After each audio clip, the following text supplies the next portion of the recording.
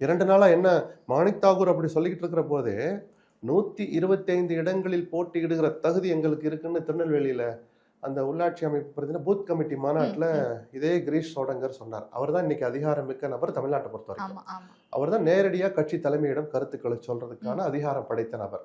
அதற்கு அடுத்துனா செல்வ பெருந்தகை, அப்புறம் CLP leader Rajeshkumar. இப்படிதான் அதிகாரம். வேற யாருக்கும் மதிக்கத்தகுந்த தனிநபர்கள். கட்சியினுடைய கருத்தா சொல்றதுக்கு இவங்க மற்ற யாருக்கும் பெருசாலாம் ஓகே, ஓகே. அதிகாரம் இல்லை.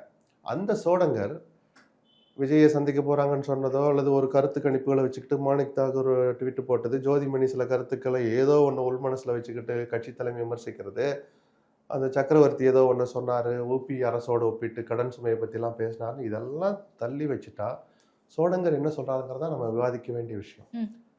அப்படியெல்லாம் சொன்ன சோடங்கர் இப்போ விஜயோடு நாங்கள் பேச்சு நடத்தவில்லை, திமுகவுடனான கூட்டணி உறுதியோடு தொடர்கிறதுன்னு ஒரு சொன்ன பிறகு ம்.